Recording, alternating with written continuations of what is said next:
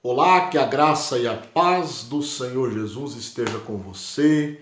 Seja muito bem-vindo ao meu canal. Eu sou o pastor Rogério Lourenço. Se você ainda não é inscrito, inscreva-se. Acione o sininho das notificações. Assista o vídeo até o final, deixe o seu like, compartilhe nas suas redes sociais, deixe o seu comentário para nos ajudar a fortalecer o nosso canal. Hoje nós vamos mais uma vez estudar mais uma lição da EBD, a Escola Bíblica Dominical, das revistas da CPAD. Nós estamos estudando nesse segundo trimestre dons ministeriais e dons espirituais. Estamos aí numa série de lições e hoje nós já vamos para a lição de número 7, que tem por título O Ministério de Profeta.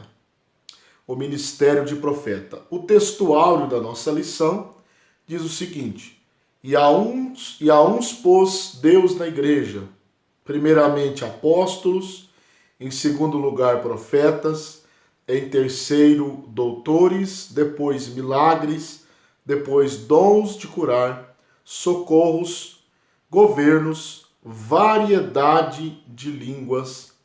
Isso está escrito em 1 Coríntios, capítulo 12, versículo de número 28. Eu vou deixar a referência aqui, você pode também efetuar a leitura na sua Bíblia. A verdade prática diz o seguinte: o ministério de profeta é fundamental para a Igreja de Cristo nos dias atuais. Então vamos lá. A lição tem a leitura bíblica em classe, né? Que está em 2 livros da Bíblia Sagrada, em 2 cartas, né? Melhor dizendo. Na primeira carta de Paulo aos Coríntios, capítulo 12, versículos de 27 a 29, e também na carta aos Efésios, capítulo 4, versículo 13, do 11 ao 13. Eu vou deixar as referências aqui na tela para você também efetuar essa leitura, porque é muito importante você ler os textos, né, da leitura bíblica em classe. Você não pode deixar de ler, porque a lição ela é fundamentada, né, no texto bíblico escolhido para a lição. A lição ela está dividida em 3 pontos, né, como de costume.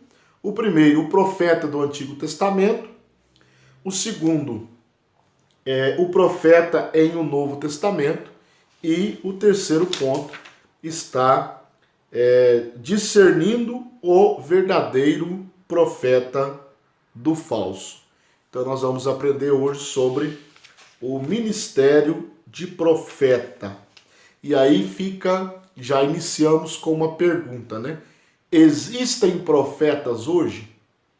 Aquele que entrega uma profecia na igreja pode ser chamado de profeta? O que você acha?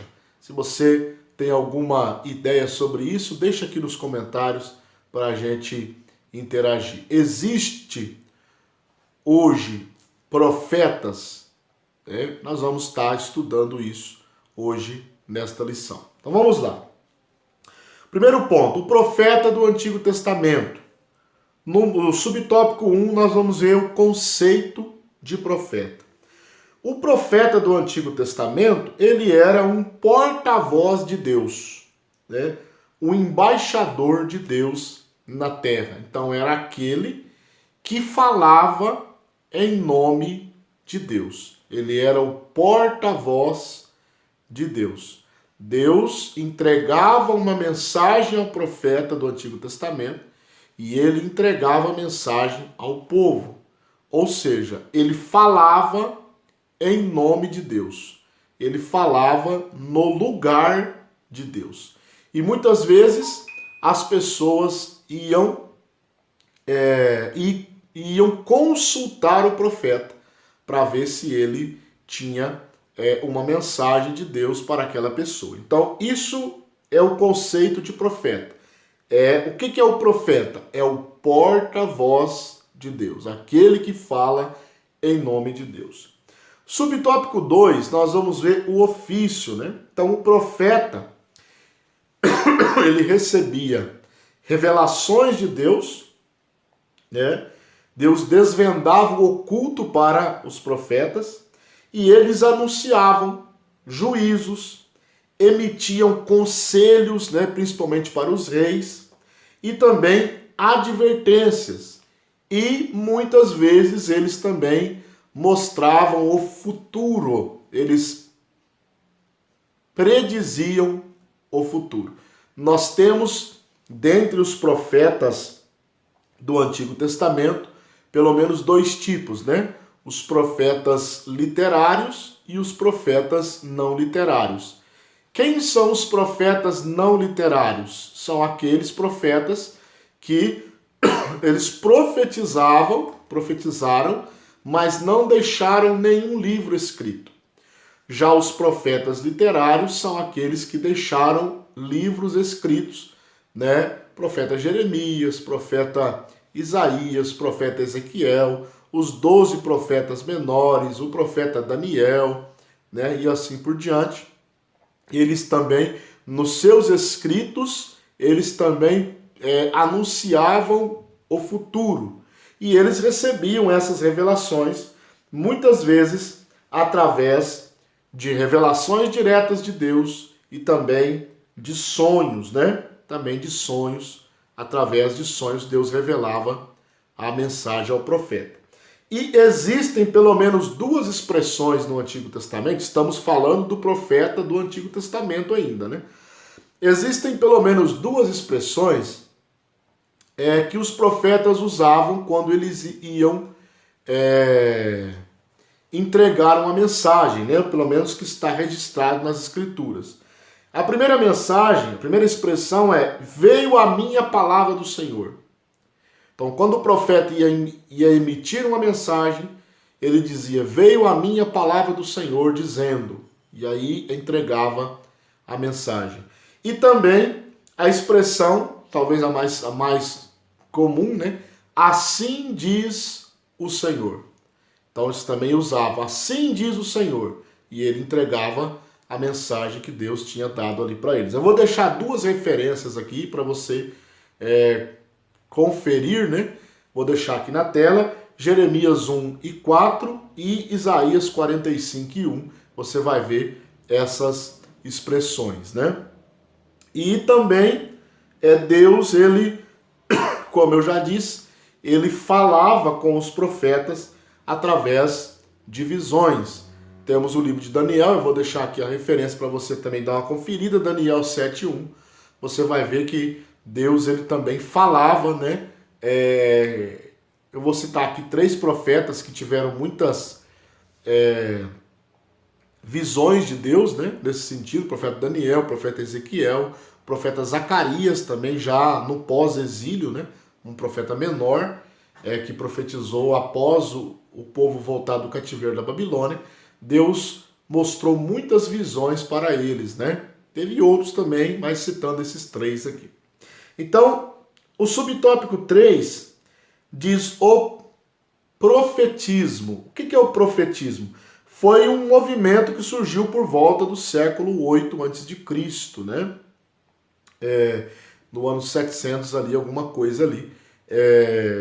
Surgiu o movimento dos profetas e surgiram vários profetas daí para frente. Esse movimento é chamado de profetismo, tá bom? O profetismo tinha alguns objetivos, né? Deus levantou os profetas com alguns objetivos. O primeiro, restaurar o monoteísmo hebreu, né? Porque o povo estava desviado de Deus e agora Deus estava levantando os profetas para trazer o povo de volta a adorar um único só Deus, né? O monoteísmo. E também combater a idolatria. Os profetas combatiam a idolatria. Eles também denunciavam as injustiças sociais, né? Quando os reis faziam injustiças, os ricos faziam injustiças, Deus usava os profetas para denunciar essas injustiças. Também o profetismo tinha por objetivo anunciar o dia do Senhor, né? O dia do Senhor, que tem pelo menos duas aplicações. Muitas vezes era o dia que algum acontecimento que aconteceria ali, mas também apontando para um dia quando Deus dará fim a todas as coisas, né? E criará um novo céu e uma nova terra. Não vamos entrar aqui no detalhe do dia do Senhor, mas isso aqui não é de uma maneira geral, né? O profetismo também anunciava o dia do Senhor. E também o profetismo, os profetas eram usados para reavivar a esperança messiânica. Os judeus esperavam o Messias. Então, os profetas muitas vezes profetizaram a vinda do Messias. Miqueias profetizou, né, que o Messias nasceria em Belém. O profeta Zacarias profetizou que Jesus entraria em Jerusalém montado num jumentinho, né? Então muitos profetas profetizaram, principalmente Isaías, que é chamado até do profeta messiânico, né? Por de tantas referências ao Messias. Então, esse ponto de número 1, nós estudamos aqui um pouco do profeta do Antigo Testamento. Se você tiver alguma pergunta, algum comentário, né, deixe aqui nos comentários para que haja uma interação, né, entre nós e aprendamos uns com os outros. Então vamos lá. No ponto 2, ponto de número 2, o profeta em um Novo Testamento. Será que existe profetas no Novo Testamento? Será que existem profetas hoje? Vamos ver isso. Bom, no subtópico 1, diz a importância do termo profeta no Antigo Testamento. Então, havia o profeta no Antigo Testamento. Já começamos por aqui, né? O Novo Testamento mostra que havia profetas, né? Nós podemos citar o profeta Ágabo, né? Que profetizou sobre a vida de Paulo. Então havia profeta, sim. O termo profeta, ele era muito importante e continua sendo no Novo Testamento, e tanto que o termo aparece ao lado do termo apóstolo. Eu vou pôr duas referências aqui para você conferir. 1 Coríntios 12, 28 e Efésios 4, 11, você vai ver que o termo profeta está nessas duas referências ao lado da palavra apóstolo, né? O apóstolo, ele era muito importante naquela época já do Novo Testamento, e o profeta, ele aparecia, o termo profeta aparecia ali. Então isso mostra a importância do profeta no Novo Testamento, tá?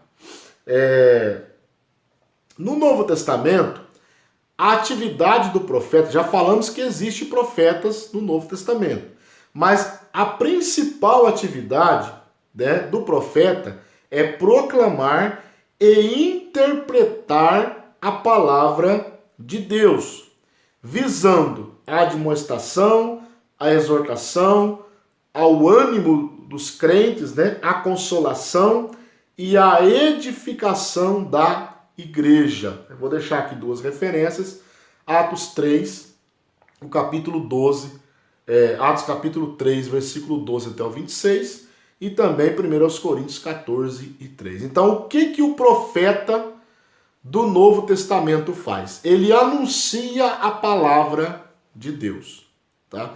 No Novo Testamento, o profeta não tem o mesmo ofício do profeta do Antigo Testamento. Então, não adianta muitas vezes você ir procurar o profeta para receber uma revelação de Deus. Tem muitas pessoas que ficam correndo atrás dos profetas, né? E vão atrás dos profetas. Vamos na casa do fulano porque ele profetiza, ele fala em língua, ele tem mensagem de Deus. Mas o ofício de profeta no Novo Testamento não é o mesmo do Antigo Testamento. O profeta do Novo Testamento, ele tem mais a atividade de pregar a palavra de Deus, de interpretar a palavra de Deus É lógico que Deus pode mostrar algo para o profeta, ele pode revelar algo para o profeta, algo que está oculto, ele pode profetizar sobre a vida de alguém, mas não igual ao Antigo Testamento, tá? Até porque a Bíblia, a Escritura, né, o cânon sagrado já está fechado, né? Então toda a profecia precisa estar baseada na palavra de Deus, tá? Agora aí no subtópico 3, vemos o objetivo do dom ministerial. Bom, de profeta. Qual que é o objetivo do dom ministerial de profeta? Vamos ler aqui rapidinho, Efésios capítulo 4. Efésios capítulo 4, o versículo 11 vai falar sobre os 5 dons ministeriais, né? E nós temos no versículo 13 de Efésios 4, qual é o objetivo do ministério de profeta. Não só de profeta, mas dos 5 ministérios. Mas aqui nós estamos estudando sobre o profeta. Então, versículo 13. Até que cheguemos à unidade da fé e ao conhecimento do Filho de Deus, a varão perfeito, à medida da estatura de Cristo. Então, está em Efésios 4, versículo 13. Então, qual é o objetivo do dom ministerial de profeta? Levar a igreja à maturidade. Através da palavra de Deus. Quando eu profetizo a palavra de Deus, interpretando a palavra de Deus, pregando a palavra de Deus, se esse é o meu chamado de profeta, anunciando a revelação de Deus nas Escrituras, eu estou promovendo a maturidade para a igreja. Também nós temos o objetivo de fortalecer os crentes, né? De exortar os crentes, de consolar os crentes, de edificar os crentes. Então, no Novo Testamento, a atividade do profeta, eu acho que nesse ponto é o que você precisa ter em mente, que há uma diferença entre o profeta do Novo Testamento e o profeta do Antigo Testamento. O profeta do Antigo Testamento muitas vezes era chamado de vidente. No Novo Testamento isso não se aplica, tá? Não existem videntes na igreja. Então existe o dom de profecia que nós já estudamos e o ministério de profeta. Qualquer pessoa Deus pode usar com o dom de profecia. Agora o ministério de profeta Deus escolhe e coloca na igreja para anunciar a palavra de Deus, para pregar a palavra de Deus. Não que ele não possa profetizar, mas para a sua missão primordial é interpretar as Escrituras, receber a revelação de Deus na palavra e edificar o povo, levar a igreja à maturidade, à unidade perfeita de Cristo. Tá bom? Então esse é o ponto de número 2. Se você tem alguma dúvida, algum comentário, deixa aqui para nós interagirmos, né? Para encerrar, discernindo o verdadeiro profeta do falso. Então, Jesus, em Mateus 7, ele adverte, né? Acautelai-vos dos falsos profetas. Tome cuidado, porque se existe o verdadeiro, existe o falso. Se existe o falso, é porque existe o verdadeiro. Então vamos lá. Subtópico 1. Simplicidade versus arrogância. Então, há 2 características que mostram que o profeta é verdadeiro. Pelo menos 2. Vamos falar aqui na lição 2. Simplicidade e amor. Tá? Simplicidade e amor. O verdadeiro profeta, ele não é arrogante. Ele prega, anuncia a mensagem por amor. Ele anuncia a revelação de Deus por amor. E ele não chama e não reivindica a glória para si. Tá? Ele é simples e ele faz por amor. O falso profeta, ele só pensa em si mesmo. Ele quer a atenção dele para si. Quando você vê alguém que se diz profeta, arrogante. Quando você vê alguém que se diz profeta, que quer atenção exclusiva para ele, tome muito cuidado, porque ele é um falso profeta. Provavelmente, né, com quase 100% de certeza, quando ele é orgulhoso, quando ele quer atenção só para si, quando ele não usa de amor, é porque ele é o profeta falso. Tome muito cuidado, nós precisamos examinar, né, é o que nós vamos ver aqui no subtópico 2. Pelos frutos os conhecereis. Eu vou deixar uma referência aqui para você conferir. Mateus 7, capítulo 7, versículo 15 e o versículo 20. Jesus disse: pelo fruto se conhece a árvore. Tá? Então você pode olhar os frutos do profeta. Ele é simples. Ele anuncia a profecia, né, com amor. Ele age com humildade ou ele quer a atenção para si? Isso são frutos. E Jesus disse: pelos frutos vocês conhecem quem é o verdadeiro profeta e quem é o falso profeta. Tome muito cuidado e você precisa ter esse discernimento, tá? Para você não engolir qualquer profecia, entre aspas, por aí. Tome muito cuidado.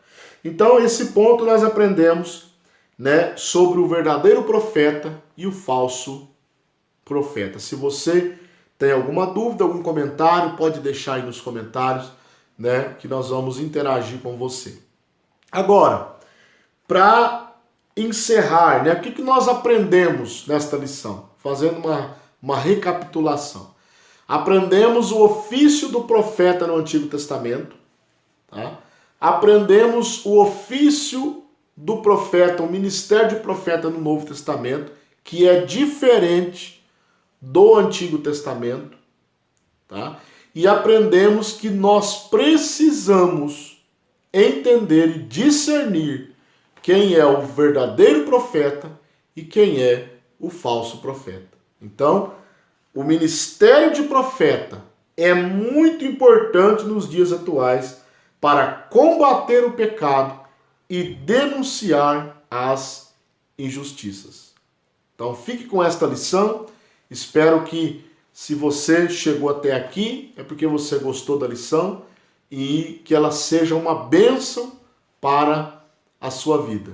Volto a dizer, se você não é inscrito no nosso canal, talvez é a primeira vez que você, né, entra e vê um vídeo do nosso canal, inscreva-se, nos ajude aí. Estamos aí numa meta, né, para alcançar 1000 inscritos. Nos ajude aí inscrevendo-se, acionando o sininho das notificações, porque isso é muito importante. Deixe o seu like aí, o seu joinha, porque isso também é muito bom para o canal, né?